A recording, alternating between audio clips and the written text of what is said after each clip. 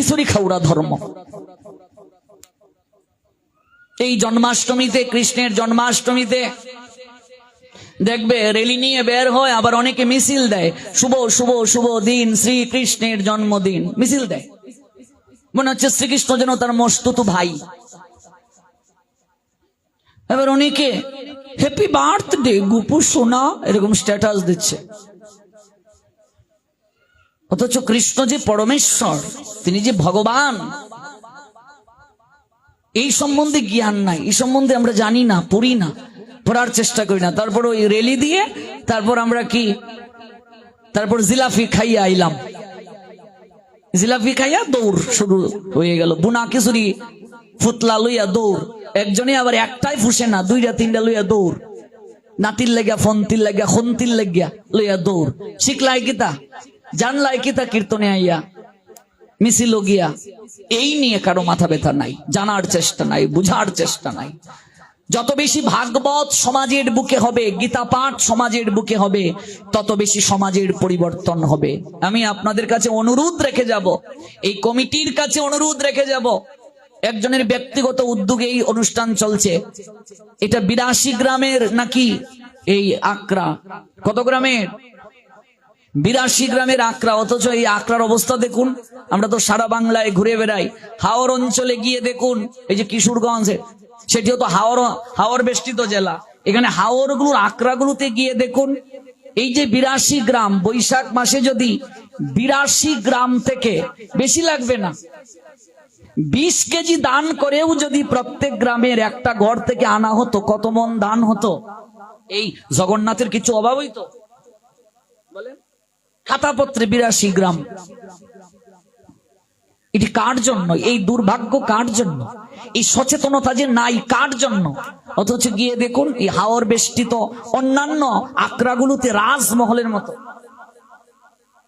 হাজার হাজার মন ধান উঠে বৈশাখ মাসে, ওদের এই দান দিয়ে ওরা বিশাল বিশাল ভাগবত করে, যজ্ঞ অনুষ্ঠান করে।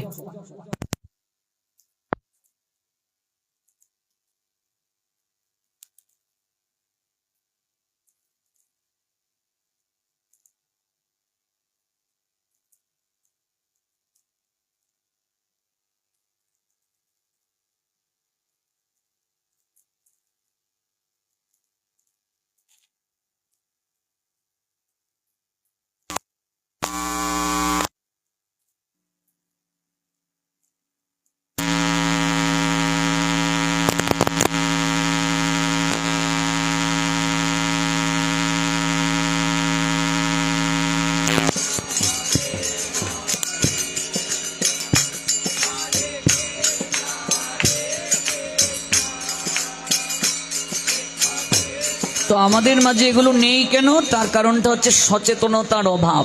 সচেতনতা আমাদের মাঝে নাই, ভগবান সম্বন্ধে জ্ঞান নেই। কথা বলছো কারা? যারা কথা বলে অন্যের মনোযোগ নষ্ট করছো, এই যজ্ঞের সব পাপ তাদেরকে বহন করতে হবে। কারা কথা বলছো? এই যে সচেতনতা বোধের অভাব, এই অভাবটা কেন? ধর্ম সম্বন্ধে আমাদের কোনো জ্ঞান নাই, শ্রদ্ধা নাই, ভক্তি নাই।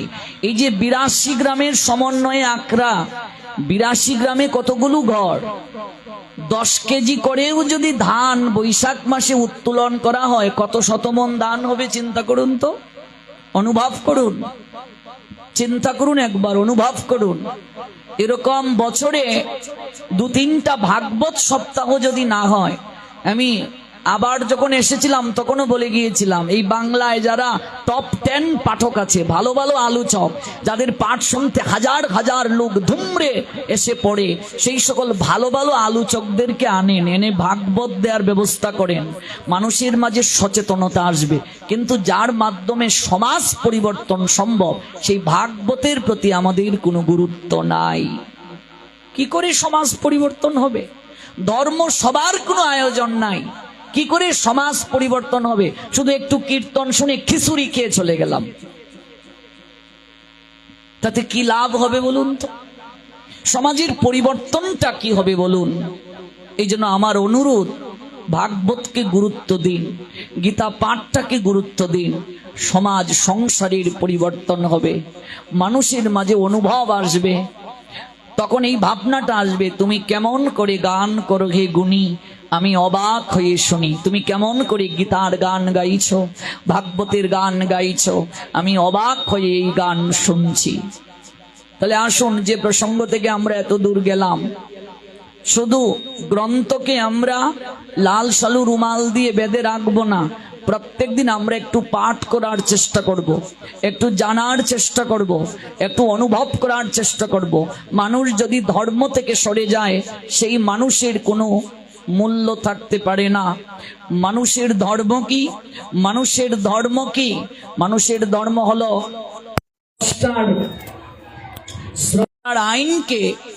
স্রষ্টার আইনকে মান্যত করা। ভাগবত পাঠে কোনো কথা হবে না, পরে ফোনে কথা বলবেন। স্রষ্টার আইনটাকে মান্যতা দেয়াই হলো একমাত্র ভগবানের যে আইন, এই আইনটাকে মান্যতা দেওয়াই হলো একমাত্র মনুষ্য জীবনের কর্তব্য।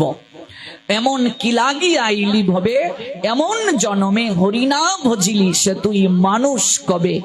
মানুষ আকার হইলে কি হয়, করহ ভূতেরও কাম, নহিলে বদনে কেন না বলহ শ্রীকৃষ্ণ গোবিন্দ নাম। তোমার আকারটা মানুষের মতো, কেমন, কিন্তু তুমি দিবানিশি ভূতের মতো পরিশ্রম করছো। এই দুর্লভ মানুষ জীবন প্রাপ্ত হয়ে তুমি কৃষ্ণ আরাধনা করতে পারলে না, তুমি কি সত্যি মানুষ? প্রশ্ন করছেন পদকর্তা। মানুষ আকার হইলে কি হয়, করহ ভূতেরও কাম, নহিলে বদনে কেন না বলহ শ্রীকৃষ্ণ গোবিন্দ নাম। পাখিরে যে নাম লওয়াইলে লয়, সারি সুখ আদি কত, তুমি যে ইহাতে আলস্য করহ এ হয় কেমন মতো। পাখিরে যে নাম লওয়াইলে লয়, সারি সুখ আদি কত। পাখিকে যে নাম লওয়ানো হয়, সেই পাখি পর্যন্ত ওই নামটা নিতে পারে, কিন্তু তুমি যে এতে আলস্য জ্ঞান করো, এর থেকে আর দুঃখ কিছু হতে পারে না। মনে রাখবেন, ভাগবত যখন শুরু হয়ে যাবে প্রেমধ্বনি দিয়ে ভাগবত শেষ হওয়ার পূর্ব পর্যন্ত ভাগবত সমাপ্ত রেখে আনন্দে। এই জন্য দুঃখ প্রকাশ করছি, আমাদের মোহনগঞ্জ থেকে বরান্তর গ্রাম থেকে ভক্তরা এসেছেন, ওনাদের এখানে একটা প্রবচন আছে, এটা আমরা পড়ে আমরা নিমন্ত্রণ পৌঁছে দেব, আমরা ওনাদেরকে সুস্বাগতম জানাচ্ছি। কিন্তু ভাগবতের একটা নিয়ম আছে, ভাগবতে হরিধ্বনি দিয়ে শুরু করার পর শেষ হওয়ার পূর্ব পর্যন্ত ভাগবতকে স্থগিত রেখে অন্য কোনো কথা যদি আমরা বলি, তাহলে সেটি ভাগবতের চরণে অপরাধ হয়ে যায়। এটা একটা নিয়ম আছে, এই জন্য আমি আন্তরিকভাবে দুঃখ প্রকাশ করছি। এবং আমরা এই নিমন্ত্রণটা এই পাঠের মাঝে দিয়ে যাব। কমিটি এসেছেন আপনাদেরকে নিমন্ত্রণ দেওয়ার জন্য, ওনাদের এখানে একটা অনুষ্ঠান আছে, আমি যাব, আমরা কমিটির পক্ষ থেকে আপনাদের কাছে পাঠ অন্তে নিমন্ত্রণটা পৌঁছে দেব। তো পাখিরে যে নাম লওয়াইলে লয়, সারি সুখ আদি কত, তুমি যে ইহাতে আলস্য করহ এ হয় কেমন মতো। পাখিরে যে নাম লওয়াইলে লয়, পাখিকে যে নাম আমরা নেওয়াচ্ছি, সেই পাখি পর্যন্ত বুলি বলতে পারে। ও মা, ময়না পাখি চিনো?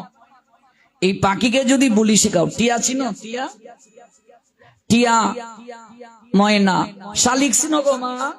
আচ্ছা, সুখ শাড়ির দ্বন্দ্ব হুঞ্চ, সুখ শাড়ির দ্বন্দ্ব ফারুনি। সুখ বলে আমার কৃষ্ণ,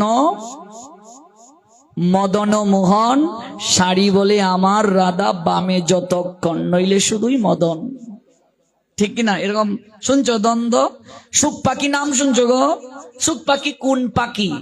কোন পাখি গো? এই ট্যাক্সে গো, সারা জীবন সুখ শাড়ির গান গায়, সুখ পাখি কোন পাখি হইতে পারে না? হ্যাঁ, পুরুষ পাখি নামটা কি তা?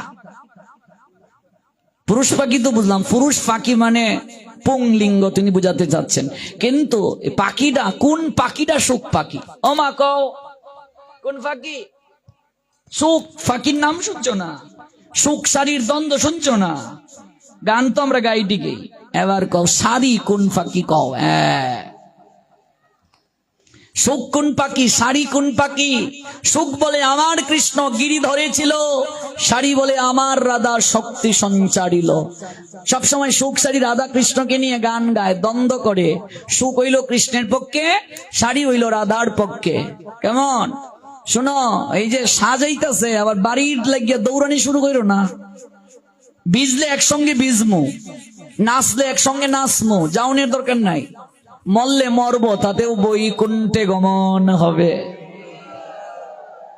যে ভাই গো আন্দারই আইতাছে বাড়ির দিকে দৌড় শুরু করি, দৌড়াদৌড়ি করো না।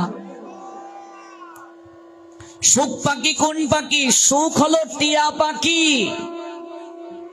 টিয়া পাখিকে বলা হয় সুখ পাখি। ওমা, সুখ শাড়ির দ্বন্দ্ব শুনেছ? সুখ কোন পাখি? সারা জীবন সুখ শাড়ির দ্বন্দ্ব পড়লাম, সুখ শাড়ির গান গাইলাম। সুখ কৃষ্ণের পক্ষে অবলম্বন করেছেন, শাড়ি রাধার পক্ষে, কিন্তু সুখ কোন পাখি জানলাম না। সুখ হলো টিয়া পাখি। শাড়ি কোন পাখি? শালিক পাখি। শাড়ি কোন পাখি? শালিক পাখি। সুখ কোন পাখি?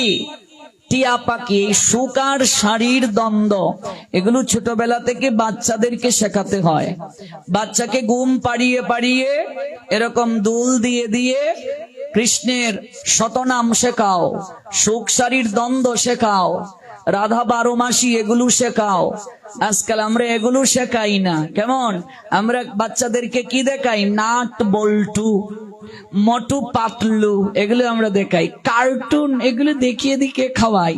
তারপর বাচ্চাকে নিয়ে দৌড়াই, শোনাও মনা নেও, খাইলাও, এরকম অন্যরে গুলগুল কইরা নেও, এটা কুকিলের ডিম, খাইলাও খাইলাও খাইলাও, এটা বগলার ডিম, আরেকটা ডিম আছে, এটা কের ডিম গো সোনামণি আমার, এটা আশের ডিম, খাইলাও। দৌড়াইতেছে মা বাচ্চারে লইয়া লইয়া।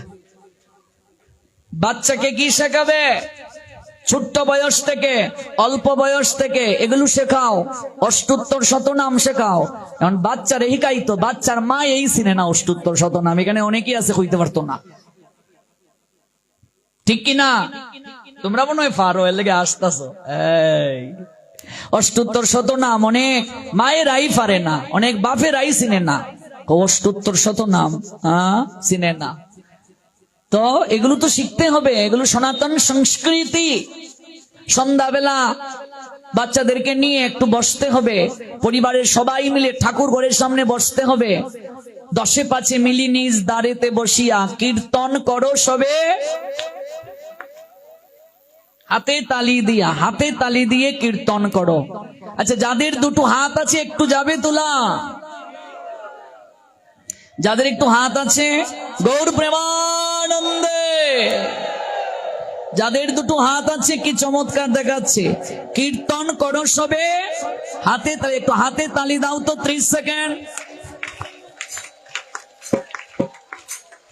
আগে তাল তারপর তালি, গৌর প্রেমানন্দে। আগে তাল তারপর তালি, তাল দাও, ফাস্ট হতে হবে। গৌর প্রেমানন্দে উলুধ্বনি।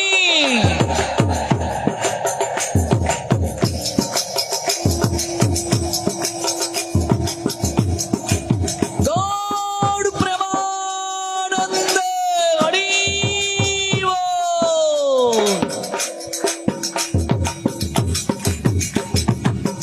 রাধে রাধে।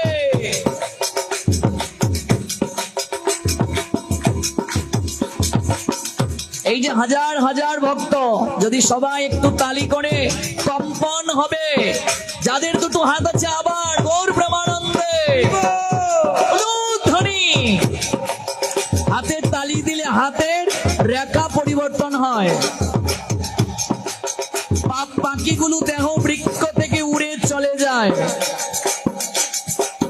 10-5 মিলি নিজ দাঁড়েতে বসিয়া কীর্তন করো সবে, হাতে তালি দিয়া। সন্ধ্যা বেলায় সবাইকে নিয়ে বসে একটু হাতে তালি দিয়ে কীর্তন করতে হবে। এটা কার শিক্ষা? শ্রীমান মহাপ্রভুর শিক্ষা। 10-5 মিলি নিজ দাঁড়েতে বসিয়া কীর্তন করো সবে, হাতে তালি দিয়া। আমরা কি তা করিনি গো মা? সবাই নিয়ে বইয়া করি, যদি না করি তাহলে তো হবে না। সন্ধ্যাবেলায় বসে পড়ো, বসে সবাই ঘরের যারাই আছে আগে 5টা মিনিট হাতে তালি দিয়ে কীর্তন করে নাও, তারপর অন্য কাজ। বাচ্চাদেরকে তুলসী প্রণামটা শেখাও, কৃষ্ণ প্রণামটা শেখাও, পিতা প্রণাম, মায়ের প্রণাম, সূর্য প্রণাম, তুলসীতে জল দেওয়ার প্রণাম, রাধারানীর প্রণাম, জগন্নাথের প্রণাম। এই যে তোমার ফুলা, তোমার ফুরি আইতেছে, জগন্নাথের প্রণাম দিব। জগন্নাথের প্রণাম পারে তো এটা একটু শিখানি লাগবো না? জগন্নাথের প্রণামটা শিখাও। হ্যাঁ, এগুলোই তো সংস্কৃতি আমাদের, এগুলো সনাতন সংস্কৃতি। এগুলো জানি না বলেই তো আজকে আমাদের এই দুর্দশা। এগুলো জানিনি বলেই তো আমাদের সমাজ সংসার আজকে নিম্নমুখী হয়ে যাচ্ছে, নিম্নগামী হয়ে যাচ্ছে। এটিকে অভ্যাস যুগ অবলম্বন বলে। আপনি অন্য ধর্ম অবলম্বীদের দিকে তাকিয়ে দেখুন, তারা কেমন করে তাদের ধর্মকে সম্মান করে, শ্রদ্ধা করে, যাজন করে। ওরা একজন আরেকজনকে সহযোগিতা করে, এগিয়ে দিতে সহায়তা করে। আমরা একজন যদি তিলক কাটি আরেকজনের পিছে নিন্দা করি, সাধু হয়ে গেছিস, সাধু হয়ে গেছিস, নিন্দা করে, টিকা টিপ্পণী করে। জপমালা হাতে দেখলে আরেকজন নিন্দা করে, সমালোচনা করে। মনে রাখবে, যদি তুমি নিজে করতে নাও পারো, যদি কাউকে সহযোগিতা করো, এগিয়ে দিতে যদি উৎসাহ দান করো, তুমিও কৃপা লাভ করবে। কিন্তু নিন্দা কখনো করা যাবে না, সমালোচনা করা যাবে না। বলছিলাম যে প্রসঙ্গ থেকে, ত্রিসন্ধ্যা যদি কেউ না করে সে সনাতনী হিন্দু না, মনে আছে? ব্রাহ্ম মুহূর্ত থেকে সূর্য উদয়ের 24 মিনিট, এটি হলো প্রথম। মধ্যাহ্নকালীন সময়ে 12টা বাজার আগের 24 মিনিট, 12টা বাজার পরের 24 মিনিট, এই 48 মিনিটের মাঝে মধ্যাহ্নকালীন সময়ে প্রার্থনাটা করতে হবে, গুরু মন্ত্রটা ধ্যান করতে হবে। সন্ধ্যাবেলার প্রার্থনা সূর্য অস্ত যাওয়ার আগের 24 মিনিট, সূর্য অস্ত যাওয়ার পরের 24 মিনিট, এই 48 মিনিটের মাঝে সন্ধ্যাবেলার প্রার্থনাটা করতে হবে। দেখো মা, একটু দিন যদি অন্ধকার হয়ে আসে, মেঘ যদি ডাকে, তখন আমরা ভয় পাই। আমরা বলি শীঘ্র করি, যা আছে লাকড়ি নেড়ে দিয়েছ নিয়ে আসো, শীঘ্র করি বাড়ির দিকে যাত্রা করো। কিন্তু যেদিন আমার ডাক আসবে চলে যাওয়ার, সেই দিন কেমন অন্ধকার জগতে একা একা প্রবেশ করতে হবে চিন্তা করো। একটু ঢেউ উঠলে হাওড়ে, তখন আমরা কি অবস্থায় উপনীত হই। কিন্তু ভব নদীতে কেমন ঢেউটা চিন্তা করে দেখুন। সেদিন কান্ডারি গুরু গোবিন্দ ছাড়া আর কেউ নেই মা, আর কেউ নাই। এই যে চিন্তা করা, এই যে ভাবনায় ভাবিত হওয়া, এটাই হলো মনুষ্য জীবনের উদ্দেশ্য। মানুষ জীবন ব্যতীত আর কোন জীবনে এটা চিন্তা করার সুযোগ নাই, একমাত্র মানুষ জীবনে আছে। এই জন্য নিজে যদি পারো করো, আরেকজন করছে সহযোগিতা করো, নিন্দা করিও না, সমালোচনা করিও না। এই ভাগবত পাঠে সবাই বিকেল বেলা উত্তরপ্রদেশের আগ্রায় প্রেমনিধি নামক একজন পরম বৈষ্ণব ছিলেন, তার পাঠে সবাই বিকেল বেলায় গিয়ে বসেন। নাম কি? প্রেমনিধি। এই প্রেমনিধি প্রতিদিন বিকেল বেলা ভাগবত পাঠ করেন। তার একটা নিয়ম ছিল। নিয়মটা কি? ভাগবত পাঠ শেষ করে তিনি সন্ধ্যেবেলা যমুনায় যাবেন স্নান করতে। যমুনায় স্নান করে মাটির কলসি জলে পরিপূর্ণ করে ফিরে আসবেন। এসে রাধা গোবিন্দকে তিনি সেই জল দ্বারা সেবা প্রদান করবেন। এটি হলো তার একটা ব্রত, এটা নিয়ম। বিকেল বেলা তিনি প্রতিদিন ভাগবত পাঠ করেন। উত্তরপ্রদেশের আগ্রায় এই লীলাটা হয়েছিল। এত সুরলিত কণ্ঠে তিনি পাঠ করেন দিন থেকে দিন ভক্তের সংখ্যা বাড়তে শুরু করলো। বক্তা যদি ভালো হয়, ভালো করে যদি বুঝাতে পারেন, রসিক যদি হয়, তত্ত্বজ্ঞ যদি হয়, তাহলে শ্রোতার কি অভাব হয়? হয় না। তো প্রেমনিধি অনেক বৈষ্ণব এবং তিনি ভাগবত অনেক সুন্দর করে পাঠ করেন। এই জন্য ভক্তের সংখ্যা দিন থেকে দিন তার ভজন কুটিরে বৃদ্ধি পেতে শুরু করলো। বিশেষ করে ওই গ্রামের যারা মায়েরা, রমণী যারা, রমণী নারীদেরকে বলা হয়। রমণী শব্দের অর্থ কি? আনন্দবর্ধিনী শক্তি। রমণী আনন্দবর্ধিনী শক্তি। রমণী, রমণ মানে আনন্দ, রমণী মানে আনন্দবর্ধিনী। অর্থাৎ নারীকে বলে রমণী আর নরকে বলে রমণ। কথা বুঝতে পেরেছেন? নারী পুরুষকে কি করে? শক্তি প্রদান করে। নারী আনন্দদায়িনী, আনন্দময়ী মায়ের একটা অংশ হলো নারী। মা দুর্গা, মা কালীর অংশ সদৃশা তারা, শক্তি তারা। ওই গ্রামের সকল মায়েরা বিকেল বেলায় ওই প্রেমনিধির শ্রীমুখে ভাগবত কথা শ্রবণ করার জন্য গিয়ে তারা বসেন। মাঝে মাঝে এমন সুন্দর করে তিনি কীর্তন করেন, ওই কীর্তনে কেউ কাঁদে, কেউ ধুলায় গড়াগড়ি দেয়, আবার কেউ প্রেমালিঙ্গন করে। আর এই ভাগবত পাঠ শুনে সেই মায়েরা একে অপরকে জড়িয়ে ধরে ক্রন্দন করতে করতে বলে, আহা, জীবনের বেলা পূর্ব গগন থেকে পশ্চিম গগনে ঢলে পড়ল, আজও তো যাওয়ার সম্বল করতে পারলাম না। হরিদিন তো গেল, সন্ধ্যা হলো, পার করো আমারে। অর্থাৎ দিবস গড়িয়ে সন্ধ্যা চলে আসছে, কিন্তু কিছুই করতে পারলাম না, চিন্তা করে তারা। এদিকে সেই মায়েদের স্বামীগণ ওরা দেখছে এই কি ব্যাপার, প্রত্যেকদিন বিকেল বেলা ওই প্রেমনিধির ভজন কুটিরে পাড়ার সব মহিলারা যাওয়া শুরু করেছে। এটা তো উচিত নয়। যারা ধর্ম বিদ্বেষী এবং যারা এগুলো পছন্দ করে না, তারা ভাবছে এটা বন্ধ করতে হবে। দেখুন, আমাদের মাঝেই বিরুদ্ধ শক্তি আছে, জগাই মাদাই আছে, কংস জরাসন্ধ আছে, শিশুপাল দন্তবক্র আছে, হিরণ্যকশিপু হিরণ্যাক্ষ আছে। বেশি দূর যাওয়ার দরকার নাই। অসুর কারা? মানুষের মাঝেই সুর আছে, মানুষের মাঝে অসুর আছে। এবার স্বামীগণ স্ত্রীদেরকে বলছে প্রতিদিন ভাগবত পাঠে যাওয়ার দরকারটা কি? সেই রমণীগণ বলছেন, দেখো, আমরা যে সময়টাতে ভাগবত শুনতে যাই, এই সময়টাতে তো আমাদের গৃহের কোনো কাজ থাকে না, আমরা তো অবসর। তো এক জায়গায় বসে আন কথা বলার থেকে ভাগবত পাঠে গিয়ে ভগবানের অমৃতময় কথা শ্রবণ করলে তো মঙ্গল হবে, কৃপা হবে, পাপ স্খলন হবে, মনুষ্য জীবনের উদ্দেশ্যটা সাধিত হবে। আমরা তো সকল কাজ সেরে যাই, তাহলে আমাদেরকে বাধা দেবে কেন?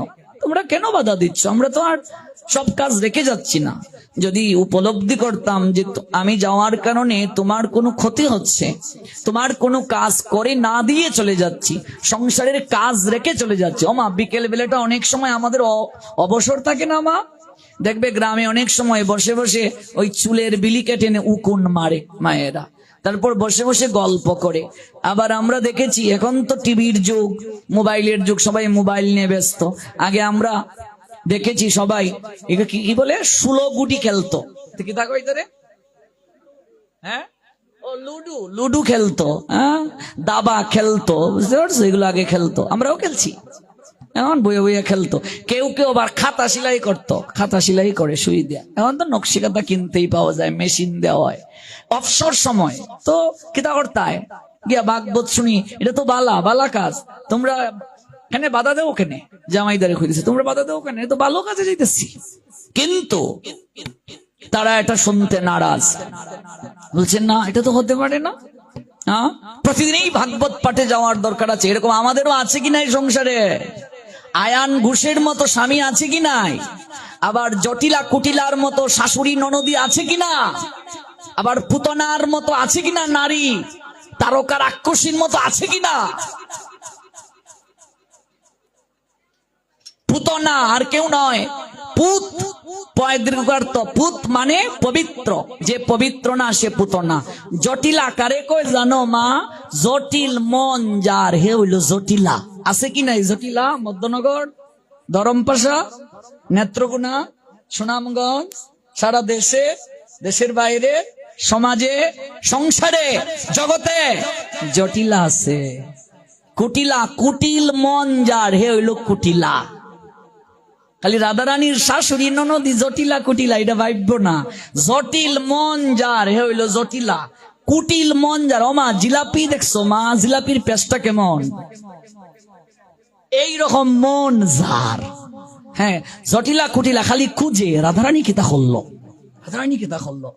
একজনে গিয়া তার ফুলারে বুঝায়, একজনে গিয়া তার বাইরে বুঝায়। দেখ দেখ দেখ, তুই তো বাড়ির বাইরে তা খস, বৌদি জানোস কিতা করে? মন এত কুটিল। ওই কুটিল মন যার সে কুটিলা, জটিল মন যার সে হলো জটিলা। এই জটিলা কুটিলা শুধু সংসারে আছে তা নয়, পাশের বাড়িতেও আছে। দেখবি খাপ খাইয়ে থাকবো, উবাইয়া থাকবো, কিতা করে দেখি। দেখবে বেড়ার ফাঁকে দিয়ে খান দেয়, কিতা কিতা হয় হুনি। এরকম আছে কি নেই? কৃষ্ণ বিদ্বেষী আছে কি নেই আমাদের সমাজে? সংসারে কৃষ্ণ ভজন করতে পছন্দ করে না। স্ত্রী কৃষ্ণ ভজন করলে স্বামী বাধা দেয়, স্বামী কৃষ্ণ ভজন করলে স্ত্রী বাধা দেয়। এগুলো সমাজে সংসারে অভাব নেই। একটু শুনো, বৃষ্টি আইতো না, শুনতে থাকো, পাঠ শেষ হইব পরে বৃষ্টি আইব। আর একটু আইলেও বালা, যে গরম পড়ছে। কেমন? তো জটিল মন যার সে জটিলা, কুটিল মন যার সে হলো কুটিলা।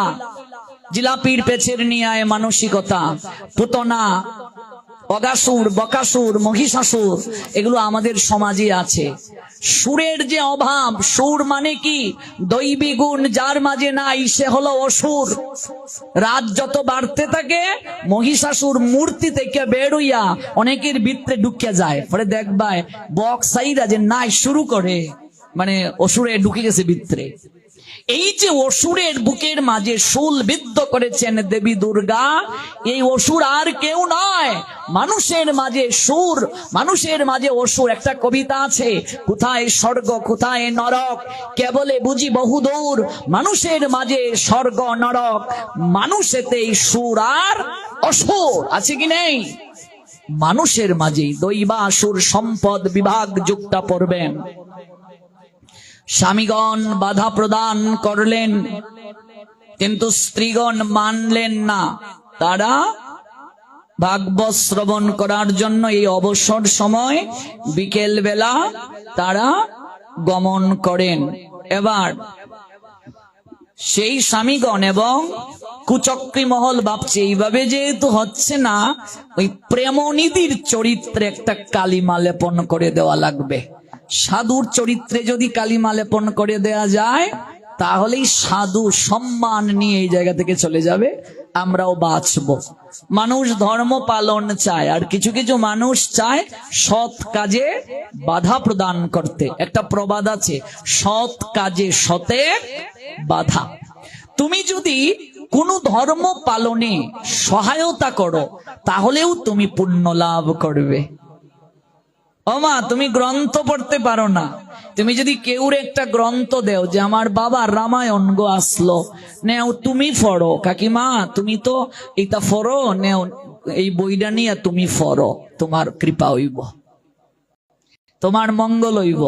একজনে পড়তেছে, তুমি বইয়ে বইয়ে শুনতেছো, তোমার কৃপা হইব, তোমার মঙ্গল হইব।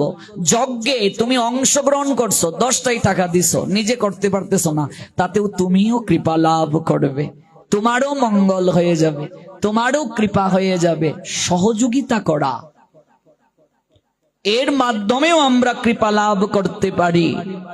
তাহলে ওরা চিন্তা করলো, তাহলে সম্রাটের কাছে বিচার দিতে হবে, দিল্লির সম্রাটের কাছে। বিচারটা কি? এই রমণীদেরকে নিয়ে সে ক্রীড়া করছে, রতি ক্রীড়া, প্রমোদ বিলাস করছে। চিন্তা করো কতটুকু চরিত্রে কালিমা লেপন। এগুলো আমাদের সমাজেও আছে। আর এই ঘটনা কিন্তু ভারতের উত্তরপ্রদেশের আগ্রা এই লীলা হয়েছে। সম্রাটের কাছে গিয়ে বিচার দেয়া হলো। সম্রাট আমাদের পাড়ায়, আমাদের গ্রামে প্রেমনিধি নামে এক বক ধার্মিকের পোশাক নিয়ে বিকেল বেলা ভাগবতের নামে রমণীদেরকে নিয়ে প্রমোদ বিলাস করছে।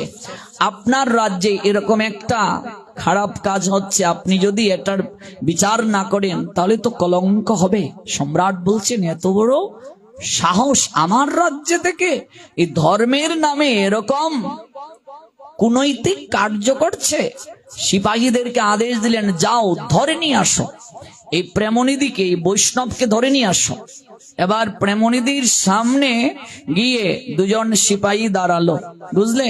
প্রেমনিধি তখন কলসিটা হাতে নিয়ে ওই যমুনার দিকে যাত্রা করছে, জল আনবে, স্নান করে জল এনে রাধা গোবিন্দের সেবা দেবে।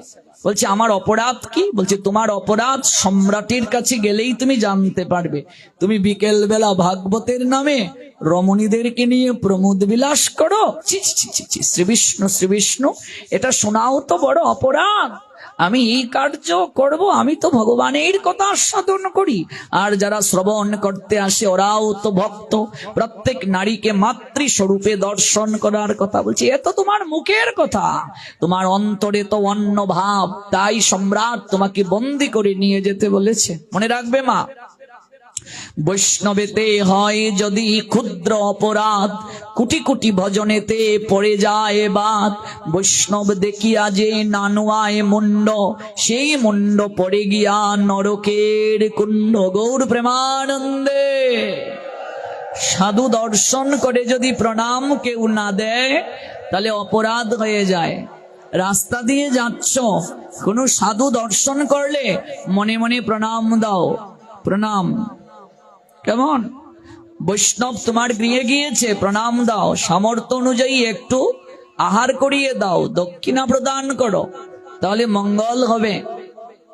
অথচ একজন সাধুর চরিত্রে কালিমা লেপন করে তাকে বন্দী করে নিয়ে যাওয়া হচ্ছে সম্রাটের নিকটে, দিল্লিতে নিয়ে যাওয়া হচ্ছে। এবার সেই সম্রাট বলছেন, কারাগারে ওকে বন্দী করে রাখো, আগামীকাল সকালবেলা বিচার করা হবে। কারাগারে বন্দী করে রাখা হলো, অন্ধকার কারাগার। প্রেমনিধি ক্রন্দন করছেন, চোখ বেয়ে ঝরঝর করে অশ্রু ঝরছে। প্রভু, এ আমার কেমন প্রারব্ধ কর্মের ফল, এ তুমি কেমন আমায় শাস্তি দিলে, তোমার সেবা থেকে তুমি আমায় বঞ্চিত করে দিলে। একজন ভক্তের সবচেয়ে বড় কষ্ট কি জানো মা? সে যদি ভগবানের সেবা থেকে বঞ্চিত হয়ে যায়। এর থেকে আর বড় কষ্ট হতে পারে না গো মা, এর থেকে আর বড় যন্ত্রণা আর কিছু হতে পারে না, যদি কেউ সেবা থেকে বঞ্চিত হয়ে যায়।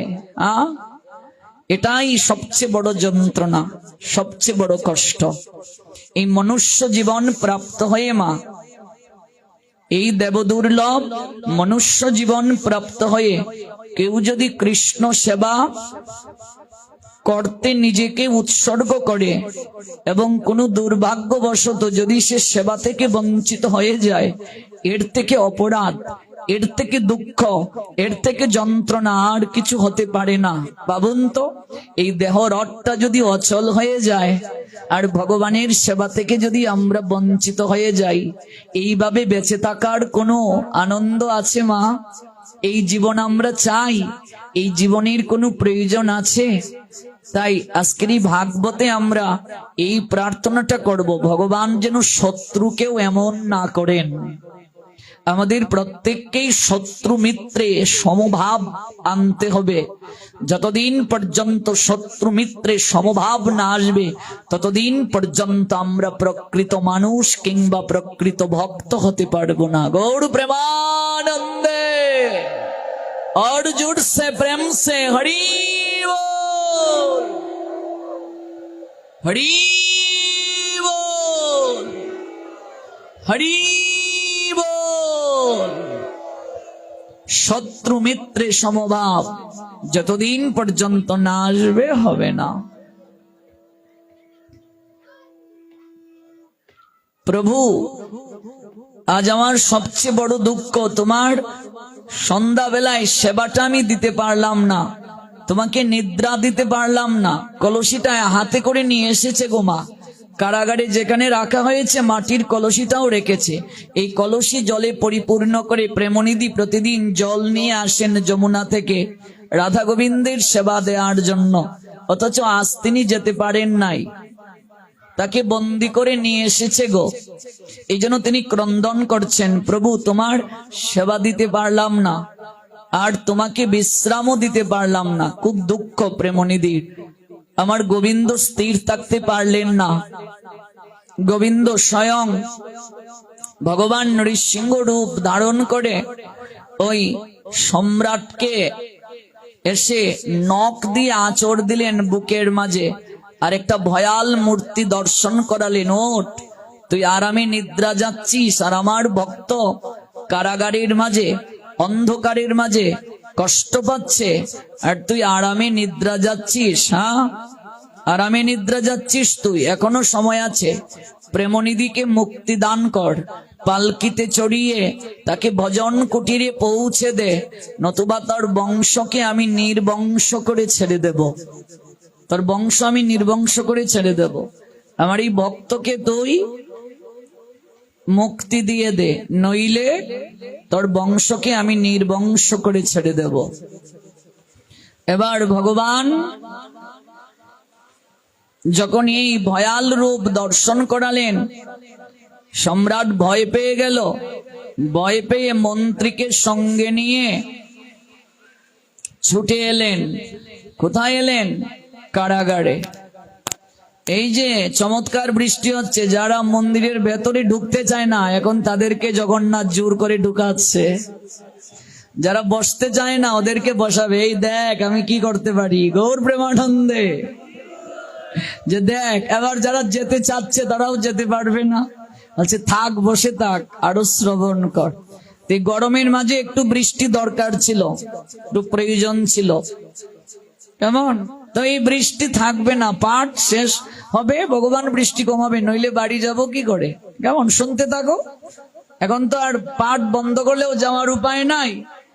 আর যারা ভাগবতের নিয়মিত শ্রোতা, যারা সামনে এসে বসে, ওদের আর বিজার সম্ভাবনা নাই, দেখেছো? আর যারা পরে আসে, ওদেরকে একটু বৃষ্টির ছিট ভগবান দিচ্ছে। দেখ, এই যে দেরি করে আছিস এবং জায়গা পাস না, দেখ কেমন লাগে। আর যারা সামনে বসেছে, আর ওদের কোনো চিন্তা নাই।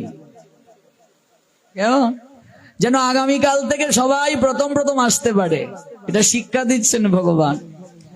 তো আপনারা ভাগবতকে ভালোবাসেন। বৃষ্টি হবে কিন্তু ভাগবত থামবে না। বৃষ্টি হবে কিন্তু আনন্দ থামবে না। বৃষ্টিতে বিজয়ী ভাগবত শ্রবণ হবে। আরেকবার আমি মধ্যনগর এসেছিলাম, তুমুল বৃষ্টি, বৃষ্টির মাঝে ছাতা টাঙ্গিয়ে ভক্তরা ভাগবত শ্রবণ করেছেন, কিন্তু ভাগবত পাঠ থেকে তারা যায়নি। তার কারণ কি?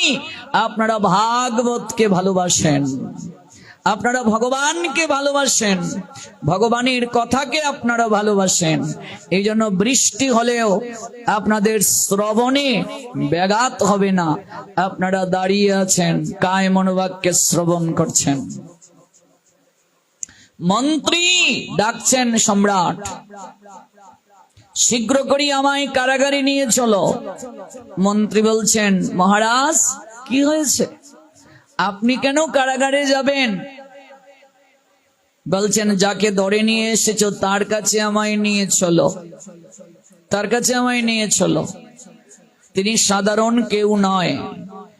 কারাগারে গিয়ে স্বয়ং সম্রাট প্রেমনিধির সামনে দাঁড়ালেন। প্রেমনিধি বলছেন, মহারাজ আপনাকে কষ্ট করে এই কারাগারে কেন আসতে হলো? আপনি আমায় ডেকে পাঠাতেন, আমিই তো আপনার কাছে যেতাম। বলছেন, তুমি সাধারণ কেহ নও, তুমি সাধারণ কেহ নও, সাধারণ কেহ তুমি নও। মহারাজ আপনি আমাকে এই অসাধারণত্ব কোথায় খুঁজে পেলেন এই কথা আমি বলতে পারবো না। স্বয়ং নিজের হাতে প্রেমনিধিকে মুক্তির ব্যবস্থা করে দিলেন এবং লোকদেরকে বললেন, পালকিতে করে সম্মানের সঙ্গে প্রেমনিধিকে তার ভজন কুটিরে পৌঁছে দাও। যাওয়ার সময় সম্রাট কেবল বললেন প্রেমনিধিকে, আমি কি তোমার সঙ্গে আলিঙ্গন দিতে পারি, একটু প্রেমালিঙ্গন করতে পারি? তোমার মতো সাধু, তোমার মতো সাধকের এই কারাগারে চরণ পড়েছে, এই রাজমহলে চরণ পড়েছে, আমার এই রাজমহলটা ধন্য হয়ে গেছে। তুমি পরম সাধক, পরম বৈষ্ণব, একটু আলিঙ্গন আমায় দিয়ে যাও। তোমার অঙ্গ পরশে আমার মাঝে প্রেম লাভ হবে, ভক্তি লাভ হবে। একটু আলিঙ্গন দিয়ে যাও আমায়। তোমার অঙ্গ স্পর্শে আমার মাঝে প্রেম লাভ হবে, তোমার অঙ্গ স্পর্শে আমার মাঝে ভক্তি লাভ হবে। তার কারণ কি? তার কারণটা হলো সেই প্রেমনিধিকে বন্দী করার কারণে ভগবান নৃসিংহ রূপে তাকে ভয় দেখিয়েছেন। প্রেমনিধি এলেন, পালকিটা এসে ভজন কুটিরের সামনে থামলো, কলসিটা হাতে করে কুটিরে প্রবেশ করলেন। সর্বপ্রথমে ঠাকুর গড়ে গেলেন। দেখো মা, প্রীতি কাকে বলে, ভক্তি কাকে বলে? আমরা তো অনেক সময় বিগ্রহে প্রাণ সৃজন করে মাসের পর মাস বেড়াতে চলে যাই। কেমন জাতকে অশৌচে ঠাকুরঘর বন্ধ করে দেই, ধূপ দ্বীপ পর্যন্ত দেখাই না, কোনো কিছুই করি না। প্রেমনিধি প্রথমেই ভগবানের ঘরে গেলেন, তার ভজন কুটিরে গোবিন্দ যেখানে স্থাপিত সেখানে গেলেন। গিয়ে দেখেন প্রভুর চোখে জল, বিগ্রহ থেকে ঝরঝর করে জল ঝরছে। মারে সেবা তো আমরাও দেই, প্রভুর ঘরে আমরাও যাই, ঠাকুর ঘরে আমরাও গিয়ে বসি, কিন্তু যতক্ষণ পর্যন্ত অনুভূতি না থাকবে মা, অনুভব যতক্ষণ পর্যন্ত না থাকবে, বিগ্রহের সঙ্গে যতক্ষণ পর্যন্ত সম্পর্ক স্থাপন করতে না পারবো হবে না। টানটা থাকতে হবে, টানটাই আসল, যে আমি চলে যাচ্ছি। কেমন প্রভু তুমি খেয়ো, এই তোমার জন্য রেখে গেলাম, তাতেই প্রভু সন্তুষ্ট। এই যে ভালোবাসা, এই যে টান, প্রগাঢ় টান, সম্পর্ক না হলে হয় না মাগো। সম্পর্ক যারা করে তাদের ভালোবাসার মানুষের সঙ্গে কথা বললে কথা শেষ হয় না, বুঝলে, কথা শেষ হয় না। ভগবানকে যে ভালোবাসে তার কথা শ্রবণে তার ক্লান্তি আসে না, শুনতে আরো ইচ্ছে হয়। এত তাড়াতাড়ি শেষ হয়ে গেল, আর একটু যদি শুনতে পারতাম। কেন? ভগবানকে সে ভালোবাসে, প্রভুকে ভালোবাসে, প্রভুর কথা শুনতে তার ভালো লাগে, তাকে একটু সাজাতে ভালো লাগে, তাকে একটু শৃঙ্গার করতে ভালো লাগে, তাকে একটু সেবা দিতে ভালো লাগে। কারণ কি? তার কারণ প্রভুকে সে ভালোবাসে। প্রেমনিধি ভজন কুটিরে সর্বপ্রথমেই তিনি যেখানে থাকেন সেখানে যাননি, গোবিন্দের যেখানে আসন সেখানে দৌড়ে গেলেন, গিয়ে লুটিয়ে পড়লেন বিগ্রহের চরণে। যখন প্রণাম দিয়ে উঠলেন, দেখলেন গোবিন্দের বিগ্রহের চোখ বেয়ে ঝরঝর করে জল ঝরছে। প্রেমনিধি তখন কাঁদতে কাঁদতে বললেন, প্রভু তোমার চোখে জল, হয়তো আমার কোনো অপরাধ আছে, আমার অপরাধের কারণে একটা রাত আমি তোমাকে সেবা দিতে পারি নাই, আমি তোমাকে শয়নে দিতে পারি নাই। আমার যে নিয়ম ছিল যমুনায় স্নান করে প্রতিদিন এক কলসি জল এনে তোমার সেবা দেব, আমি এটা করতে পারি নাই। তুমি অনেক কষ্ট পেয়েছ, তুমি আমায় ক্ষমা করে দাও। চুকবে বিগ্রহ থেকে, চুকবে ঝরঝর করে জল ঝরছে মা। বিগ্রহের সঙ্গে প্রীতি কাকে বলে দেখো। যদি কোনোদিন নীলাচলে যাও, উড়িষ্যায় যাও কোনোদিন, যদি দেখবে টুটা গোপীনাথের একটা মন্দির আছে, পঞ্চতত্ত্বের অন্যতম গদাধর পণ্ডিত সেবা করতেন। মহাপ্রভু যখন সদামে চলে গেলেন লীলা সংবরণ করে, গদাধর কাঁদতে কাঁদতে এমন অবস্থায় উপনীত হলেন, তিনি ভালো করে আর দাঁড়াতে পারেন না, চাইতে পারেন না, একেবারে ঘুম নেই, আহার নেই, চোখের চারিদিকটা কালো হয়ে গেছে গো মা। প্রতিদিন তিনি পুষ্প চয়ন করে সুতো দিয়ে মালা গেঁথে ভগবান গোপীনাথের গলায় পরিয়ে দেন, কিন্তু আজ তিনি মালাটা হাতে নিয়ে বললেন, গোপীনাথ তুমি এত উঁচু, আমি তো আজকে ভালো করে দাঁড়াতে পারছি না গোপীনাথ, আমি তোমার গলে কেমন করে মালাটা পরিয়ে দেব। ও গোপীনাথ, তুমি যদি একটু খাটো হয়ে যেতে, তুমি যদি একটু নিচু হয়ে যেতে, আমি বসে বসে তোমার গলে মালাটা পরিয়ে দিতে পারতাম। যদি কোনোদিন যান নীলাচলে, উড়িষ্যায়, দেখবেন সমুদ্রের তীরে টুটা গোপীনাথের বিগ্রহ আছে, উঁচু বিগ্রহ গোপীনাথ, সঙ্গে সঙ্গে খাটো হয়ে গেলেন। গদাধর, তোমার প্রেমার ভক্তির ডাকে আমি স্থির থাকতে পারলাম না। তোমার হাতে যে মালাটা আছে, ওই মালাটা তুমি আমার গলায় পরিয়ে দাও গদাধর, আমার গলে পরিয়ে দাও। ভগবান গোপীনাথ নিচু হয়ে গেলেন, খাটো হয়ে গেলেন, টুটা হয়ে গেলেন। সেই থেকে এই গোপীনাথের নাম টুটা গোপীনাথ। আজও সেই বিগ্রহ আছে। মারে, যেদিন থেকে আপনি আপনার ঘরে ভগবানকে আসনে এনে বসাবেন, সেদিন থেকে ভগবানও আপনার ঘরের একজন সদস্য হয়ে গেলেন। ভগবানকেও সেইভাবে ভালোবাসতে হবে, ভগবানের সঙ্গে সেইভাবে সম্পর্ক স্থাপন করতে হবে। সম্পর্ক করিয়া ভজে কৃষ্ণ তারে নাহিতে, যে বাকি সব মরে অকারণ। সম্পর্ক না হলে হয় না রে মা, সম্পর্ক না হলে হয় না। আমরাও তো সেবা দেই, আমাদের কি কখনো এমন অনুভব হয়, ভগবানের ঘরে প্রবেশ করে এমন অনুভব আমাদের আসে? ভগবানের দিকে তাকালে কি এমন হয়? তোমার চোখে জল কেন? আজ আমি তোমায় সেবা দিতে পারিনি, তোমায় নিদ্রা দিতে পারিনি, তুমি খুব কষ্ট পেয়েছো গোবিন্দ। পরে মুনিদি বলছেন, তোমার কি কষ্ট হয়েছে? বিগ্রহ থেকে একটা অপূর্ব বাক্যধ্বনি প্রেমনিধির কর্ণে ভেসে আসলো। প্রেমনিধি, আমি কাঁদছি তোমার জন্য। একটা রাত অন্ধকার কারাগারে তুমি রয়েছিলে, তোমার এই কষ্ট আমি সহ্য করতে পারিনি বলে আমার নয়ন থেকে ঝরঝর করে জল ঝরছে প্রেমনিধি।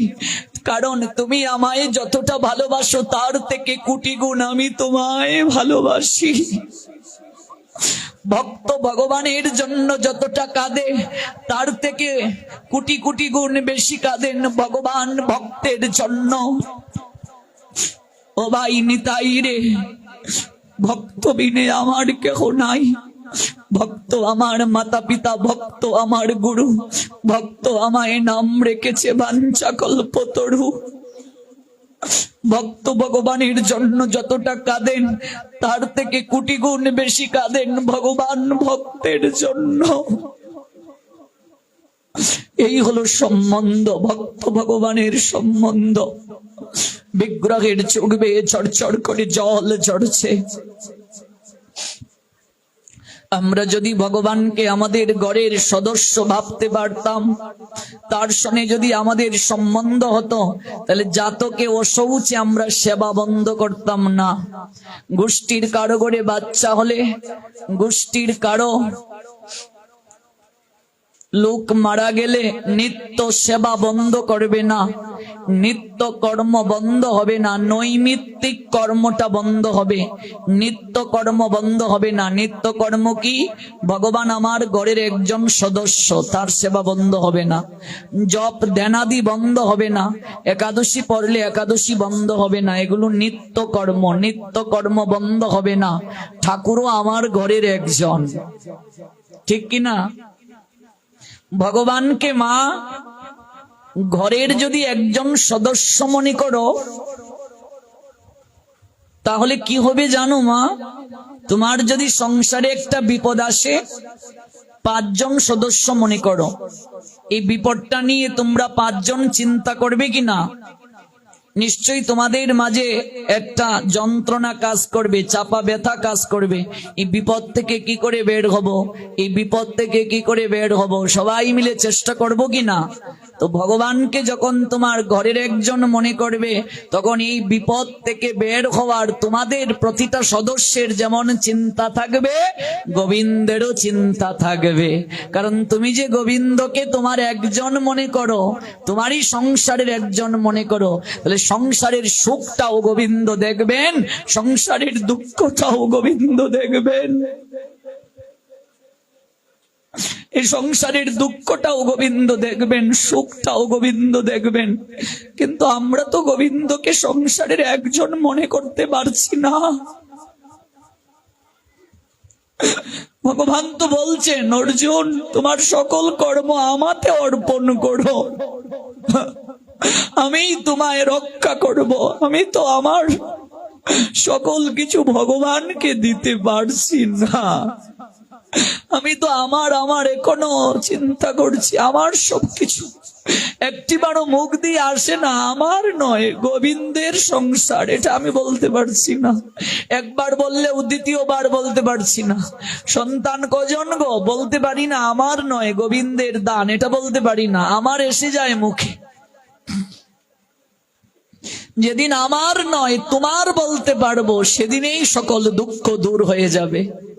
যেদিন হৃদয় থেকে আসবে এই সকল কিছু আমার নয় গোবিন্দ, এই সকল কিছু তোমার, এমনকি আমিও তোমার চরণের দাসানুদাস গোবিন্দ, আমিও তোমার, যেদিন এই চিন্তাটা আসবে,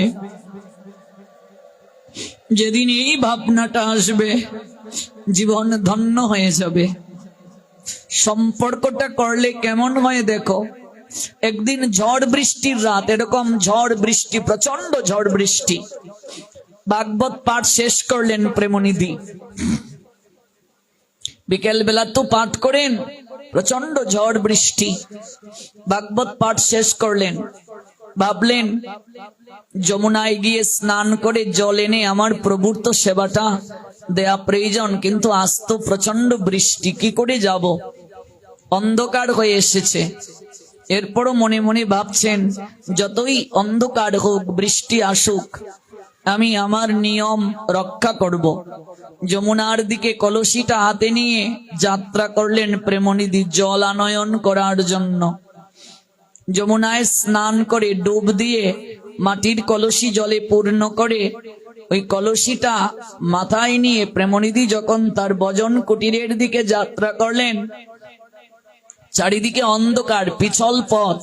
প্রেমনিধি মনে মনে ভাবছেন, পথ ভালো করে দেখা যাচ্ছে না, আর এই বৃষ্টির মাঝে আলোটাও নিয়ে যেতে তিনি পারেননি। তৎকালীন সময়ে মশাল হাতে করে এক জায়গা থেকে আরেক জায়গায় মানুষ যেত। ওই অন্ধকার রাতে তিনি যখন এক পা দুপা করে এগিয়ে যাচ্ছেন, গোবিন্দ আর স্থির থাকতে পারলেন না। মা বিগ্রহ থেকে গোবিন্দ বের হয়ে কিশোরের রূপ ধারণ করে একটা হাতে মশাল নিয়ে প্রেমনিধির সামনে গিয়ে দাঁড়ালেন, ঠোঁটটা দেখিয়ে দেওয়ার জন্য।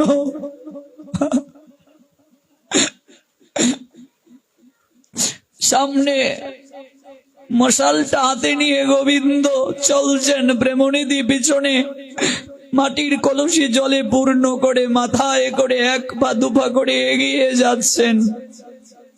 একটা কিশোর বালককে দেখে প্রেমনিধি মনে মনে ভাবছেন, তুমি কে গো আমার এত বান্ধব, এই ঝড়ের রাতে তুমি আমায় আলো দেখাচ্ছ, পথ দেখাচ্ছ, তুমি কে গো? কথা বলছেন না। ওই বাড়ির সামনে এসে প্রেমনিধি দেখলেন বালকটা কোথায় যেন অদৃশ্য হয়ে গেল। অবাক হলেন, কে আমায় পথ দেখালো? শীঘ্র করি মাটির কলসিটা ঘরের এক কোণে রেখে ভেজা কাপড়টা পরিবর্তন করে শুকনা কাপড় পরে ঠাকুর ঘরে গেলেন সেবা দেওয়ার জন্য। ওই জল দিয়ে প্রভুকে আগে একটু স্নাত করবেন, তারপর সেবা দেবেন। গিয়ে দেখে গোবিন্দের যে বিগ্রহ, বাবা ওই বিগ্রহ জলে ভেজা। প্রেমনিধি মনে মনে ভাবছেন, এই কি, আমার ওই খড়ের চাল দিয়ে তো বৃষ্টির জল পড়ে না। তৎকালীন সময়ে খড়ের চাল ছিল, এখন তো পাকা দালান। খড়ের চাল দিয়ে তো বৃষ্টির জল পড়ে না, প্রভুর বিগ্রহের কাপড় ভিজলো কি করে? কি করে ভিজলো? প্রভু তোমার কাপড় ভেজা কেন? তারপর ওই কুটিরটার একদিকে তাকিয়ে দেখছেন অর্ধ নিমিলিত, মানে অর্ধেক জ্বলা আর অর্ধেক নিবা, অর্ধেক নিভে গেছে। যে মশালটা তিনি দেখেছিলেন কেউ না কেউ হাতে নিয়ে তাকে পথ দেখিয়েছিল, ঘরের এক কোণে মশালটা পড়ে আছে। প্রেমনিধির আর বুঝার বাকি রইল না, স্বয়ং গোবিন্দ বিগ্রহ থেকে প্রকাশিত হয়ে হাতে মশাল নিয়ে ভক্তকে পথ দেখাতে গিয়েছিলেন।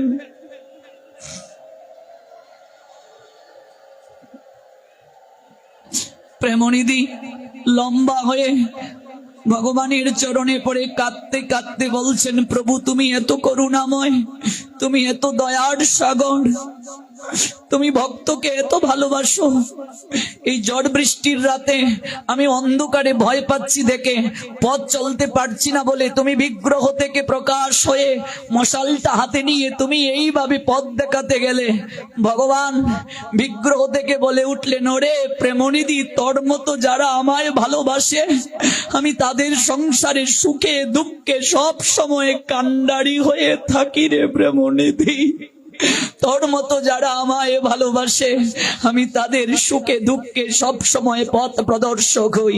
সুখের দিনেও আমি তাদের সঙ্গী হই, দুঃখের দিনেও আমি তাদের সঙ্গী হই। গীতায় গোবিন্দ বলছেন, অনন্য চিন্তয়ন্ত মাম যেজনা পর্যুপাসতে তেষাম নিত্য অভিযুক্তানাম যুগস্ক্যমম বহাম মহম। হে অর্জুন, পরিপূর্ণ ভক্তি সহকারে যে বা যারা আমার আরাধনা করে আমাতে নিত্য অভিযুক্ত, সেই সকল ভক্তের যুগ আর কেম আমি বহন করি।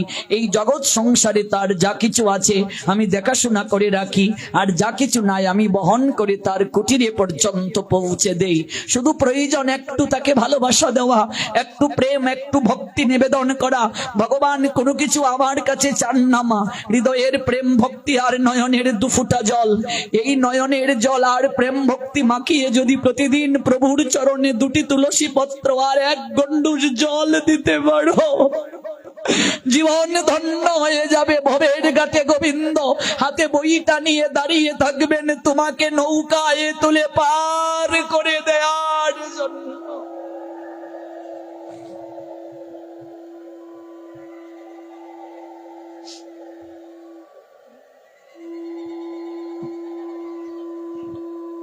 শুধু প্রয়োজন প্রেমার ভক্তি, বিনা প্রেম সে নাহি মিলে নন্দলালা। নন্দের নন্দনকে পেতে গেলে প্রেম দরকার, প্রেম। পীড়িত ছাড়া হয় না, পীড়িত ছাড়া কিছু হয় না। ভগবানের সঙ্গে পীড়িত করতে হয়। তিনি যে জগতের নাথ গো, তিনি যে জগদীশ্বর, তিনি ছাড়া যে আমার আর কোনো গতি নাই। তিনি যে আমার সুখ দুঃখের পরম সাথী। কবে বুঝবো আমি, কবে আমার মাঝে এই চিন্তাটা আসবে? সারাটা জীবন সংসার সংসার করে জীবনের অর্ধেকের বেশি বেলা কাটিয়ে দিলাম। জীবন যৌবন হারিয়ে যখন আর কোনো কিছু করতে পারি না, তখন হুঁশ হয়, তখন তো আর সেবা করার শরীরে শক্তি থাকে না রে মা, তখন আর শক্তি থাকে না। মহাজন তাই বলেছিলেন, তোমার দিনে দিনে গনার দিন তো যাইতেছে ফুরাইয়া। সত্যি তো, একটা দিন যাওয়া মানে জীবনের হিসাব থেকে একটা দিন চলে যাওয়া। একটা দিন আমার আয়ু থেকে চলে গেল, কি করলাম? হিসাব হবে, হিসাব। কাঠগড়ায় দাঁড়াতে হবে, হিসাব দিতে হবে, কি করলাম? হিসাব দিতে হবে, হিসাব না করলে হবে না। এই হলো ভালোবাসা। এই ভালোবাসাটা বড় দরকার। আর কিছু চাই না, শুধু ভালোবাসা চাই। একটু করো, একটু এই ভালোবাসাটা যাজন করো। যেখানেই ভাগবতের কথা হবে, গীতার কথা হবে, ছুটে যাবে। ওরা ছুটে গিয়েছিল, বাধা বিপত্তি দিয়ে ওদেরকে আটকানো যায় নাই। ওদের হৃদয়ে টান ছিল। এই ভাগবত পাঠ বন্ধ করার জন্য সম্রাটের কাছে বিচার গেল, ওরা পেরেছে? আটকাতে পেরেছে মা? পারে নাই। ভগবান গিয়েছেন সম্রাটকে গিয়ে নৃসিংহ রূপ ধারণ করে আঁচড় দিয়েছেন নখের। আটকাতে পেরেছে? পারে নাই। ধর্মই ধার্মিককে রক্ষা করে, মনে রাখবে ভক্তকে ভগবান রক্ষা করেন। তুমি সৎ কাজ করবে, শত বাধা আসুক, তোমার ইচ্ছা যদি থাকে, ইচ্ছা শক্তি থাকে, কেউ তোমাকে বাধা দিতে পারবে না, বন্ধ করতে পারবে না, আটকাতে পারবে না। সফল তুমি হবেই হবে। শুধু তোমার ঐকান্তিকতা থাকতে হবে, ভক্তি থাকতে হবে, শ্রদ্ধা থাকতে হবে যে আমি ভাগবতে যাবই যাব। যত বাধা আসুক কেউ আটকাতে পারবে না, প্রভুই তোমাকে ব্যবস্থা করে দেবে। আর এটাই তো সঙ্গে যাবে। আমরা কলিহত জীব আর কি পারবো? একটু ভাগবত শুনবো, সাধু গুরু আসলে তার কাছে গিয়ে বসবো, একটু হরি কথা, হরি গুণগান উপদেশ নেব, একটু গুরুচরণে পুষ্প দেব, গোবিন্দ চরণে তুলসী দেব, একাদশীটা করব, কার্তিক মাস করব, একটু আরতি করব, একটু প্রসাদ পাবো, আর একটু হরিনাম করব। এগুলোর মাধ্যমেই কলিহত জীব অন্তিমে গোবিন্দ চরণ লাভ করতে পারবে।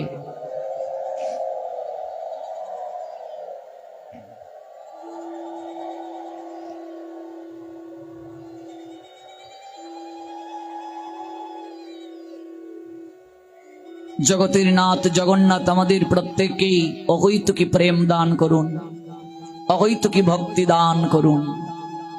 আমরা একটু নৃত্য করব সবাই।